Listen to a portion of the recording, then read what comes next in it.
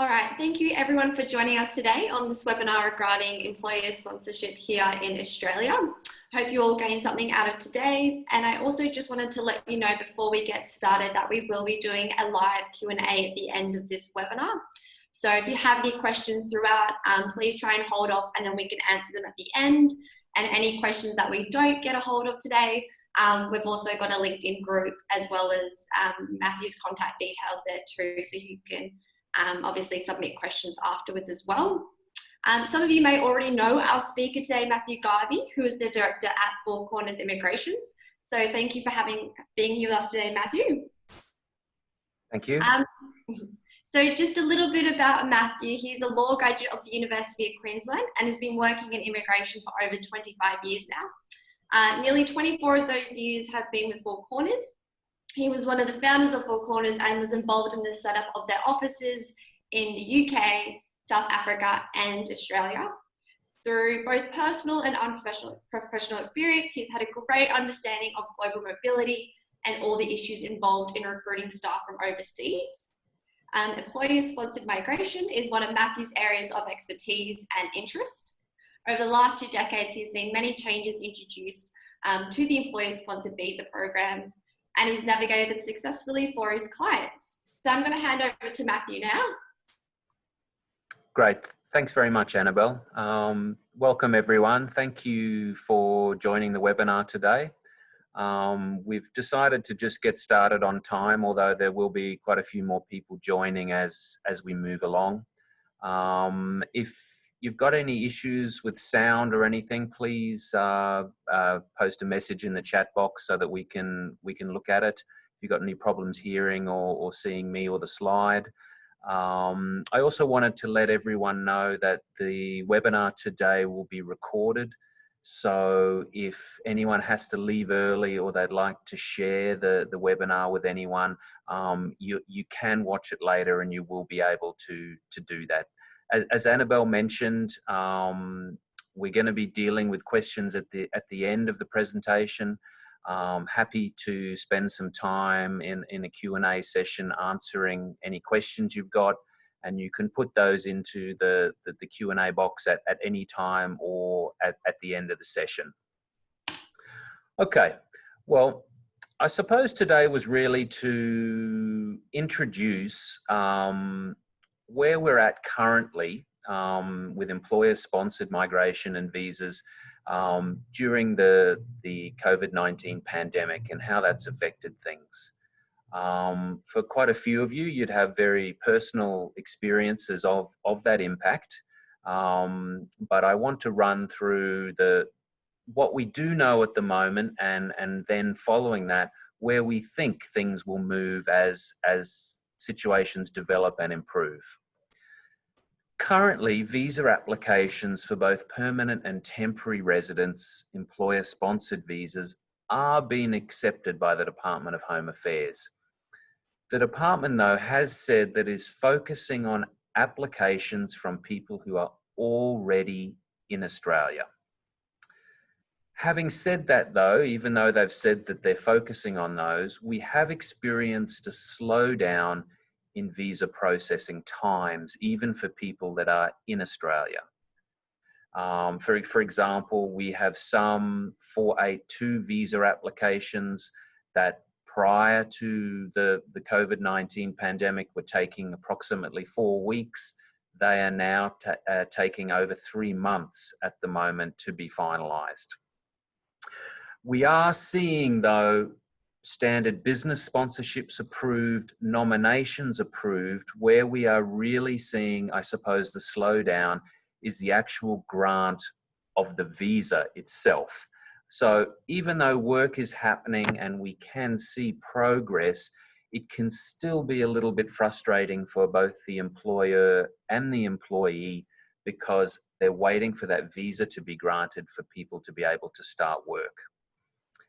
Permanent residence applications under subclass 186 for onshore applicants are being processed and PR visas are being granted. And this is really good news for people in Australia as it gives them some certainty and some security about being here.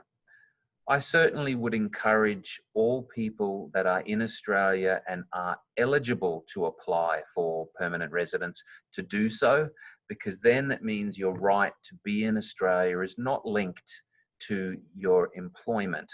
And that could be important in the next 6 to 12 months, and particularly during the current economic climate. So it's all about finding solutions that allow you to remain here.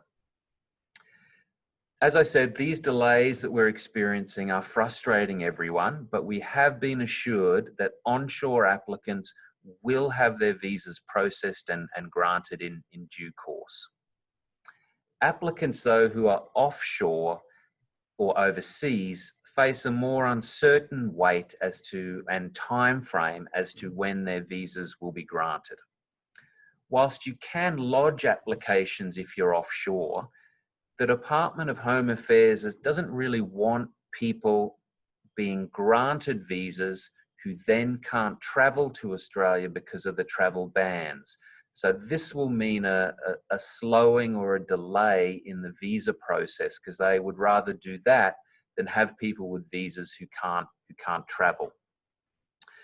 Now, where we stand today, unfortunately, we can't accurately say how long is it going to be before offshore applicants are going to have visas granted. I think this is really the million-dollar question at the moment, and what everyone wants to know. What I can say is some of our clients who are overseas, they are very committed to the move to Australia, and they are saying, right, let's go ahead and lodge the application, because we want to be in the queue so that when things do start happening, then we're actually going to be at the front of the queue rather than the back. But I suppose you've got to weigh up that approach with whether it's appropriate now to spend time and money on an application when you're unsure of when that visa will be granted. So that's an issue that we're discussing a lot with our clients at the moment, and helping them make that decision, because I think it's about giving people as much information as possible so that then they can make that choice. There are, though, some exemptions to the travel ban currently, and these people are allowed to travel to Australia, but they have to apply for permission first. This is something that's done online through the Department of Home Affairs website, and it really applies to what they're calling essential workers. And essential workers are medical staff who are assisting with the COVID-19 pandemic in Australia, and also workers that are working on critical infrastructure projects in Australia. So that applies really to mines, and there's large infrastructure projects that could be buildings on ports or railways and other things within Australia that the government has deemed important enough for these people to be exempt to the travel ban. Now, when you are looking at this, it's not guaranteed. I think that's the most important thing. If you're lucky enough to be an essential worker, you have to apply for permission. The time frames that they're granting or not granting the permission vary widely, from a couple of days to a few weeks. So you need to allow enough time for that. And in addition to that, everyone who arrives in Australia must still go through 14 days of quarantine. So even if you get the exemption to the travel ban, you can't get out of the 14 days quarantine. Okay. Now, some of our clients are lucky enough to be in that situation, but it still is a complicated process. And if people are not planning to come to Australia for a long time, will they be able to do that due to the travel ban, the quarantine? And so there's a lot of factors you've got to weigh up on whether or not you can travel, even when you're able to travel. Is it going to suit what you need to achieve? We currently have exemption applications in for 4 of our clients who are working on the Snowy Hydro 2.0 project. Now that has been confirmed as critical infrastructure by the Australian government, and the Snowy Hydro body has supported these applications. But they're still in the process at the moment, so we haven't had them approved. And they're slightly different examples in that the people applying for the exemption are actually currently in Australia, and they hold a 457 or a 482 visa, and they need to depart Australia for work reasons, but then need to return to Australia. So we're waiting to see what the government will say about that scenario at the moment. I was hoping to have an answer by today, but unfortunately that it hasn't come through. But that's a slightly different scenario, and even those people will still have to submit to the 14 days quarantine if they are granted the permission to travel. Now, I think at the moment, the key positive to take away from the current situation is that if you are in Australia, you're in a lucky position. And it means that employers are still in a position to sponsor you, and employees can find those employers that are looking for their skills.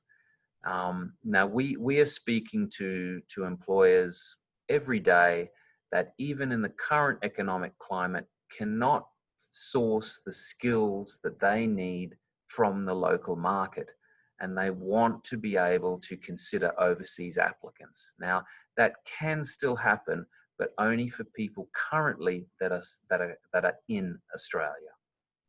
Now, the other side of the coin for some people that we've spoken to are that there were certain 457 or 482 visa holders who have just happened to be overseas when the travel bans were announced. They've been really caught in a difficult situation because they're not able to return as temporary residents of Australia. But back in Australia, many of them have leases on properties. They have pets in Australia that need looking after, and some of them have families as well in Australia that they are separated from. So I mention that to give you an idea on how strict the government is being about the travel bans. Everyone has a story. Some could be more heartbreaking than other stories, but the government is essentially at the moment placing the public health criteria ahead of just about everything else. So I mentioned that even for people lucky enough to be able to apply for an exemption, you shouldn't think that it's guaranteed. It still needs to be justified, and it will be reviewed very, very closely as to whether or not they are prepared to grant those. Okay, can we move on to the next slide, Annabelle? Perfect. Yeah. Thank you, Matthew. It can be quite confusing, I think, with all the changes with COVID, so that's all very useful information. On to our next question, I suppose, is what can employers or sponsors do now if they want to sponsor someone and they're sort of ready to start the process? Okay. Well, as I think I did just mention, the applications for both temporary residence 482 visas and permanent residence 186 visas can absolutely still be lodged, whether the applicant is onshore or offshore.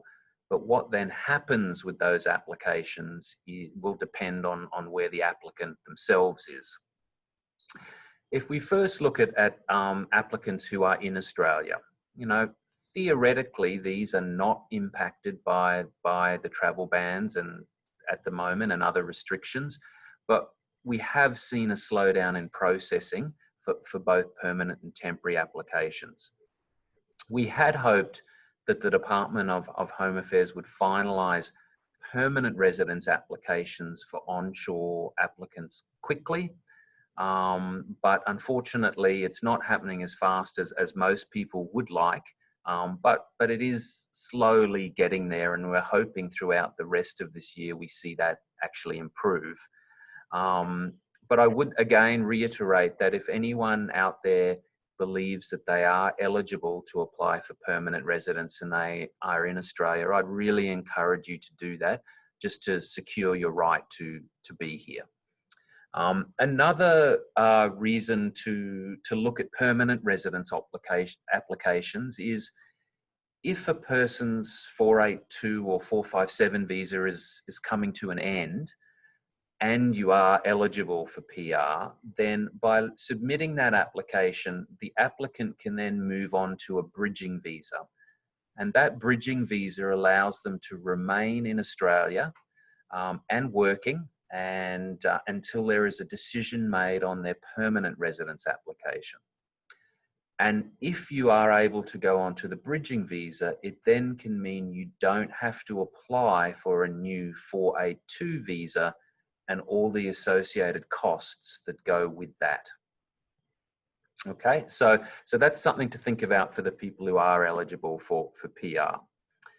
Something else to think about is we are seeing new requests coming from the Department of Home Affairs, particularly with regards to 482 visas, but even for 186 visas.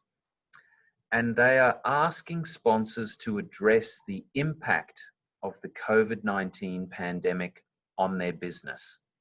Okay, so this can mean more detailed information about any redundancies or stand downs that have taken place in the business in the last few months. So they're really looking to know that the business still has the ability to look after any employees that they sponsor.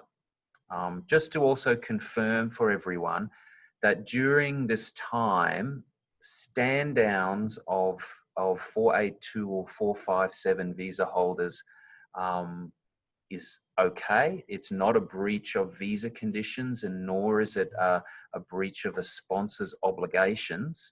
So it can be done if their feeling is that in the future you'll be able to re-employ these people. Unfortunately, as temporary residents, the 457 and 482 visa holders are not eligible for JobKeeper, but they are not in breach of any visa conditions, which allows them to resume if that is going to be possible in the future.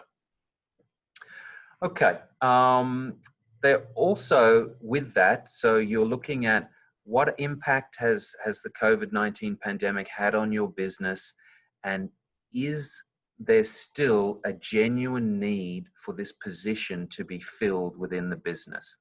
We are seeing more of those requests, and I'd say expect that if you are lodging applications, and prepare for an answer along those grounds. Another topic where we're getting more requests from the Department of Home Affairs is to do with labour market testing that is required for employer-sponsored visas. This is where you have to advertise and prove that you've tried to fill the position locally, but were unable to do so. Now they are looking for more detailed information about why specifically each person who responded to that advert was not suitable, and rather than a general overview of why the people who replied to the advert were not suitable. So again, just a heads up for everyone that that's something that you should probably plan for and expect in requests that are coming out of the department at the moment. Okay. Another thing for both employers and visa holders to consider at the moment, if they're lodging applications or is what time frames have you planned for? I think it's really important to be realistic. The processing is slower. People cannot start working for you until either nominations and nominations and visas are granted. So can the person remain in Australia for that period of time without being able to work? It's just a reality that we're all dealing with at the moment. While it's great that people are here and we can submit applications, you need to factor that into all of your planning, that it may take longer than anticipated to get that visa granted to allow you to begin working. This can place pressure on people and families who are in Australia and waiting, because they don't have access to any government support. We have some examples of people who arrived in Australia in January and February this year. And at that point in time, 482 visas were taking anywhere from 2 to 4 weeks to be finalised. They've submitted applications and they're still not finalised. So it's placing pressure on those families, but it's also placing pressure on employers who need those people to start work. So whilst no one is happy about this, and we'd really wish the department would get its act together, this is the reality that we're dealing with. And I think it's important to be pragmatic with your planning and make sure that you're factoring this in. Some people are caught up in this situation because we didn't know what was going to happen back in February and March, but now we have an idea, and I think it's important that you do that. Okay. Now, just to touch on again for offshore applicants, again, these visas can be lodged if people are eligible, but currently they can't travel, and we don't think visas are going to be issued. So it's about weighing up, do we want to lodge now, or do we want to wait until we've got more clarity on when people will be able to travel? Different people are making different decisions there, and I just think it's important that you get accurate and realistic advice about that. Although now the Australian government is being very strict, this can't and won't go on forever. Australian businesses need access to the best skills they can get from the global market, and this is especially so in these tough times. So we are really looking for improvements that will benefit the Australian economy and Australian businesses. Okay, Annabelle, shall we move on to the next slide? Perfect, thanks Matthew. So yeah, moving on to our next question, which is, what is the outlook for employer-sponsored visas once Australia starts opening up again? Okay, thanks Annabelle. Well, I think the way that we've been approaching this is, I think it's going to be a real balancing act between public health concerns and the needs of the Australian economy, and the desire for businesses to be able to bounce back and take advantage of opportunities that are out there. I've personally been thinking a lot about, what does opening up look like in the future, or what is it going to look like when it happens? You know, will this mean that only certain passport holders will be allowed to travel to Australia based on how well those countries are doing in managing the pandemic? I think the most obvious example there is New Zealand, but there are other countries there as well that will be ahead of others in getting access, I think. I think it's going to be really interesting to see which countries Australia grants access to first, and then how quickly or gradually they add other countries to that list. An alternative view of how it's going to open up over the coming 6 to 12 months is, will the visa that you've actually been granted be the key to your right to travel rather than the passport that you hold? So by this I mean, if you have a student visa, will you be allowed to come to Australia? Or if you have a 482 employer-sponsored visa, will you be allowed to come to Australia? Or will business or investor visa holders be allowed to come to Australia? I think it's again weighing up, will the benefit of allowing those people into Australia outweigh other concerns that the government might have?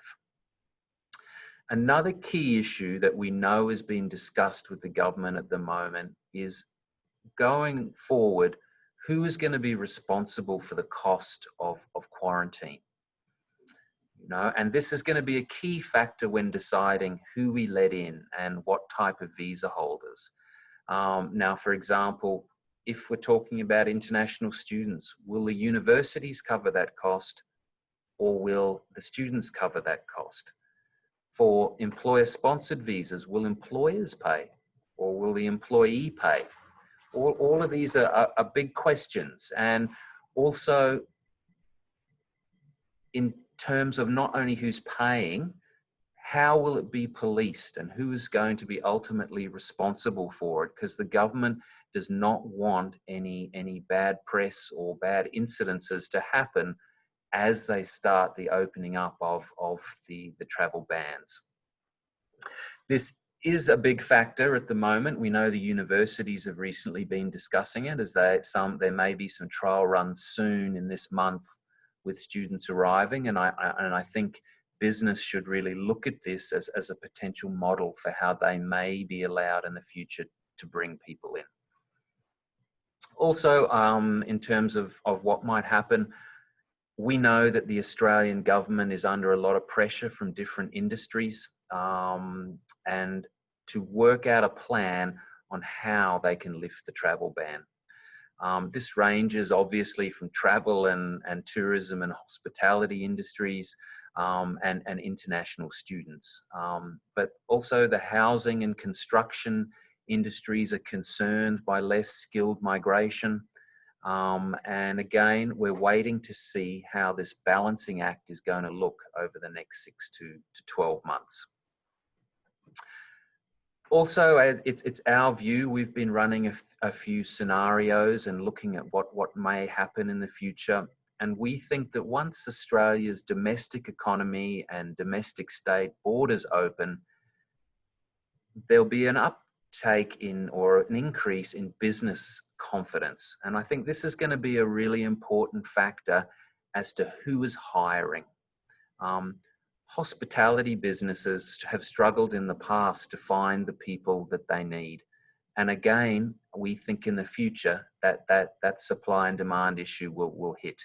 A lot of IT and engineering skills were hard to source prior to the pandemic. Again, because this actual shortfall hasn't changed, we think that conditions will improve in the future. Again, as I've mentioned a lot, the travel ban, I think, is the biggest factor here, and it's the biggest unknown that we've been grappling with, and other businesses are grappling with in planning for the future and scenarios. I think that if you're in Australia, it's a very good place to be, and that you still have a lot of visa options. Outside of Australia, it is a lot more uncertain. Another thing to remember, even if you're looking at employer-sponsored visas, is if you are also the partner of an Australian citizen or permanent resident, you are also exempt from the travel ban. So it's important to look at all of your options if you're trying to get into Australia. You may well be able to travel in on a visitor visa as the partner of Australia, and then lodge a partner visa here, or even an employer-sponsored visa here. So you've really got to look at the big picture to see if there is a way to find a solution for your situation. I also wanted to give you some figures that may put this in perspective from the Australian government. Now, normally in a financial year, Australia's migration program attracts around 160,000 people to Australia. In the July 2020 to June 21 year, the government is forecasting that figure to be around 36,000 as a net intake. So that gives you some idea of the impact they feel the travel bans will have over the coming year. Temporary residents are, of course, in addition to these numbers, but they are affected by travel bans as well. So I think it's about, again, you keep using this word balance.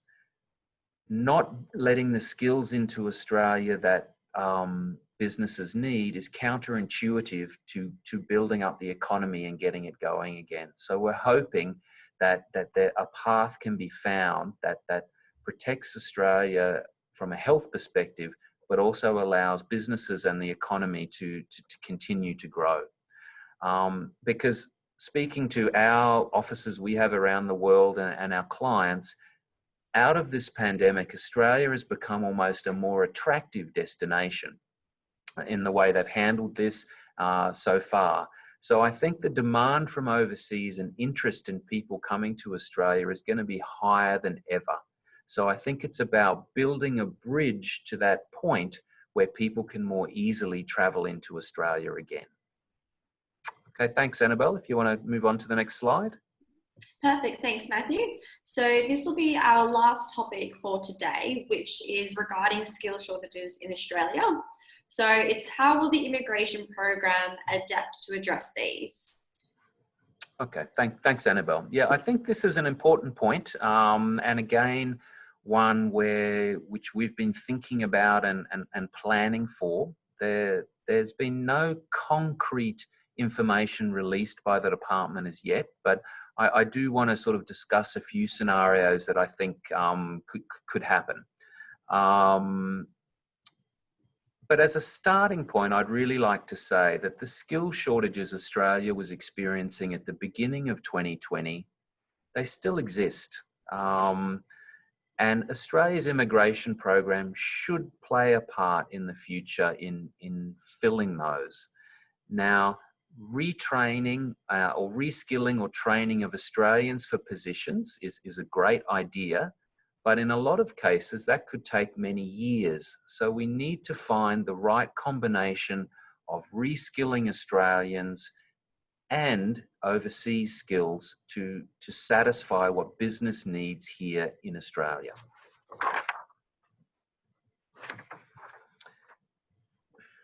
I think it's, and I discuss this with clients all the time. I think if an Australian employer can find the right Australian candidate, they will always choose them first because it's cheaper, easier, and quicker for those people to start work. But as we all know, there are a lot of instances where employers cannot find the skills that they need in the Australian marketplace, and they want to be able to consider overseas skills and to sponsor overseas candidates. We also believe that this has a positive impact on not only those businesses that sponsor, but the economy in general. We do, though, think that whilst unemployment remains higher than usual in Australia, the government may well look at the skilled occupations lists and make changes. They may also look at visa processing times to slow those and then gradually increase the time to match what the economy needs here in Australia. So that there are two factors, and I don't think either of those are unreasonable. We haven't had any concrete indications about changes to occupations lists, but I do think that's one thing that may happen. We also think that the government is very keen to attract more skilled people to regional areas of Australia and out of the major cities in Australia. So I think that's a space to watch, and I think it'll be interesting to see if they offer even more incentives to attract skilled people into regional areas. Now, I think that I make some obvious statements that medical staff are in high demand in Australia still, IT skills are, engineering skills are. The Department of Home Affairs is very keen to attract the best global skills under the Global Talent Visa program and combine this with their innovation program. And there are probably an endless number of examples we could give where skills are in short supply in Australia and employers are being forced to consider overseas candidates.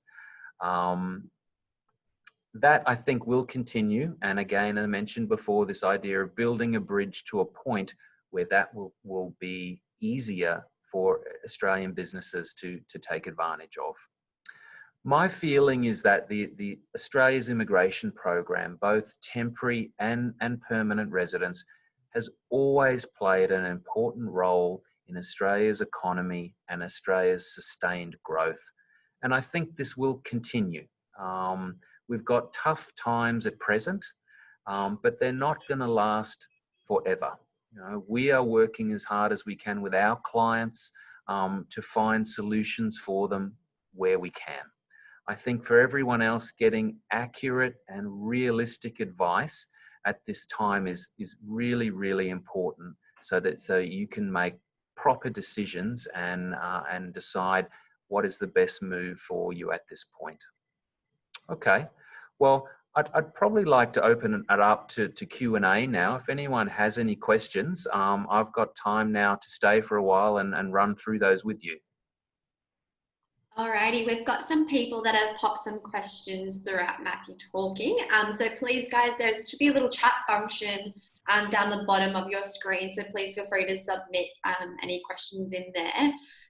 So I start with the first one here, which is, where is the best place to keep up to date with the changes to the travel bans? Okay, good question. Well, I think the Department of Home Affairs has quite a comprehensive page about all of the COVID-19 affected issues and travel bans. I think you're welcome to join the LinkedIn group we set up for today's webinar. We are certainly on our company website and blog posting updates as soon as we receive them, and on social media. So I think if you find a group in LinkedIn that's providing you with that information and you can ask questions on, that's a great place to get information. The Department of Home Affairs is communicating quite well. Not a lot is happening after that, but they are communicating quite well. And certainly it's a good idea to look at their webpage as well. Okay, great. And another one here we've got, do you think this situation is going to now shape the new norm for immigration moving forward? Really good question. We've been giving this a lot of thought, as I said, and doing some scenario planning. Look, I think it has to impact things, but my feeling is that the impact will be temporary. Australia has always grown and relied on skilled migration to keep us the lucky country and keep us growing.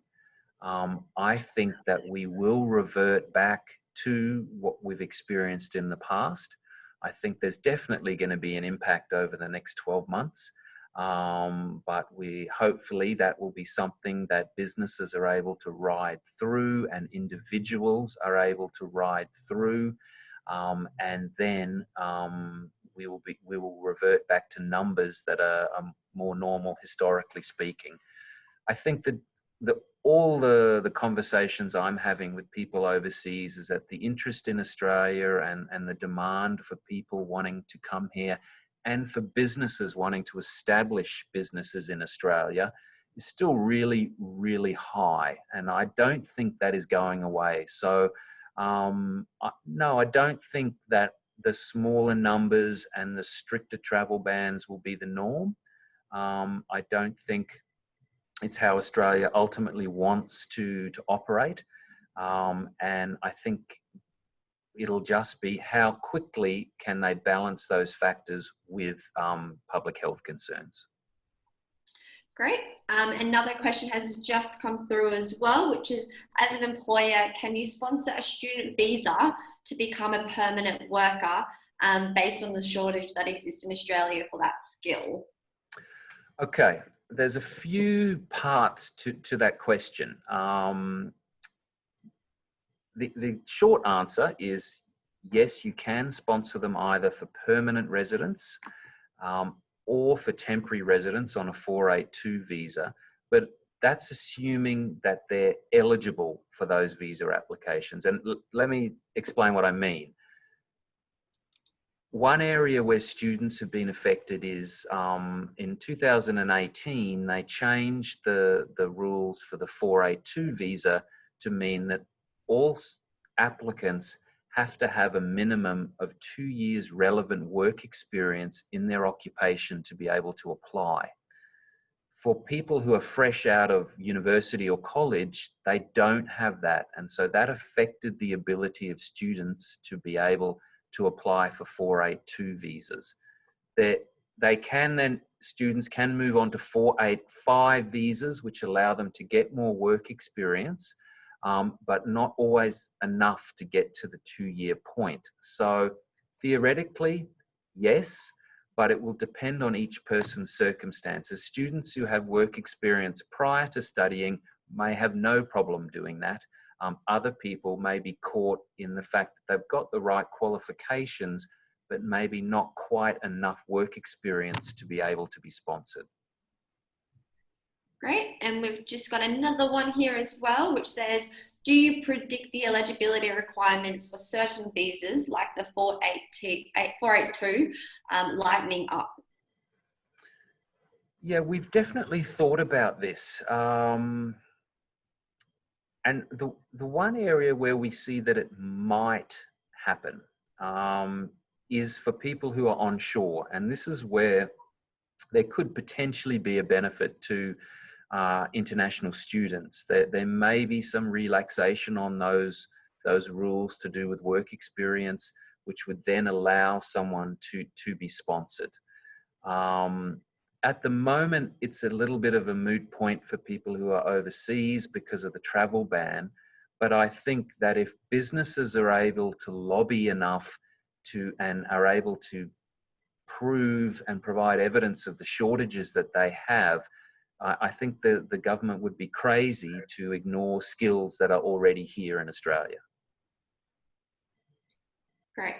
We've got another one that's just come through that says, what is the current turnaround time for PR applications considering the slowdown in the process?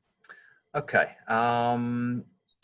If we're talking about employer sponsored, so a 186 application, we are experiencing anywhere from 6 to 9 months at the moment, but the longer we go on, the longer that is getting at the moment. So we are, every now and then we get a surprise and we're getting some through in 4 months, but the processing time is longer now, and we are looking more at around, I think, at least 9 months.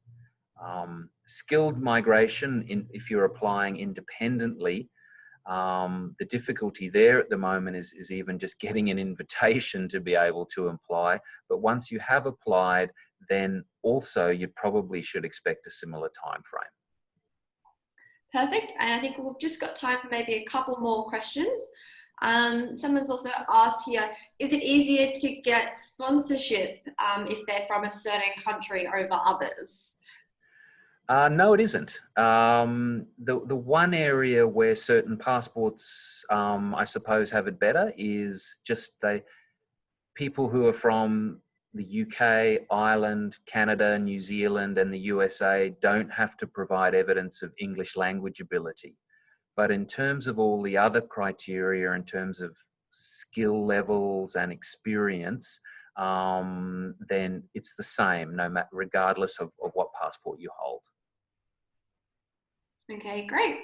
And I've got a question here, which I think is probably a little bit more related to temporary visas, but we'll happily take it. So if your temporary visa was granted pre-COVID, but you didn't get here prior to the borders closing and you are considered as a non-essential worker, do you have to arrive within a certain time frame, or will this time be extended?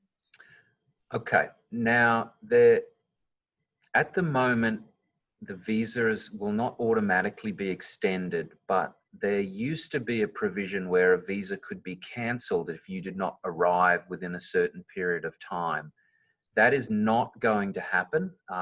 Visas are not going to be cancelled if you've been caught up in the travel ban. And they are also encouraging people to remain in touch with their employers and then hopefully take up that opportunity later. But at the moment, rather than an extension, it could mean that you would then apply for another visa if the time is close to expiry. But you're certainly not running the risk of your existing visa being cancelled because you can't travel. Okay, great. That's probably all the time we've got for the questions. As we mentioned before, we've got a LinkedIn group focused just on employer-sponsored visa questions, and Matthew also will pop regular updates in there weekly and happily answer questions on there. I've just popped the link to this group in the chat function, so if you do want to hop on there and just join it, Matthew will be able to accept you into the group for that.